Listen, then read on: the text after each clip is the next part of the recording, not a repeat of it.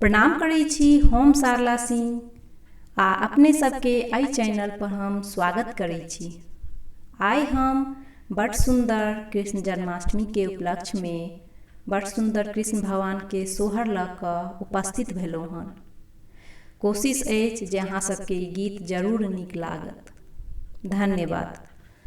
आजू जनम नंद नंदन असुर निकंदन रे आहे। आजू जनम नंद नंदन असुर निकंदन रे ललना रे यशोमती जन्म देल बालक जगत जान पालक रे ललना रे यशोमती जन्म देल बालक जगत जान पालक रे।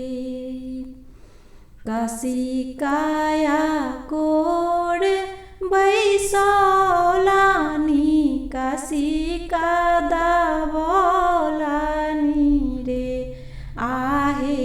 काशी काया कोर बैसौलानी काशी का दावलानी रे ललना रे रही रही माथी कपोल आधर रस पालनी रे ललना रे रही रही माथी कपोल आधर रस पालनी रे। हंसी हंसी बचन सुनो ननी हृदय जुड़ौलनी रे आहे।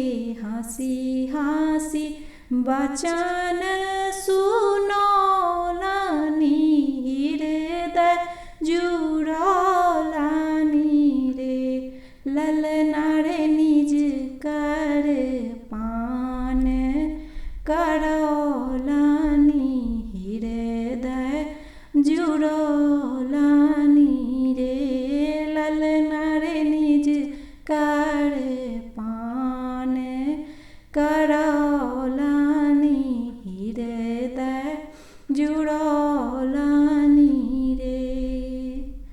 छला नहीं एहन भरोसा की हरि मुख देखाबरे आहे।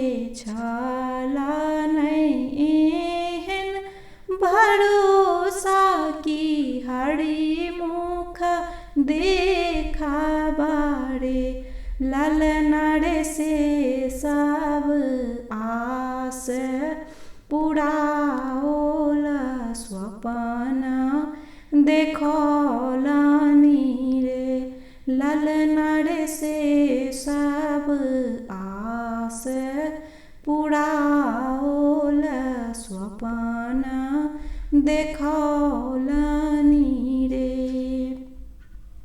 आजू जनम नंद नंदन असुर निकंदन रे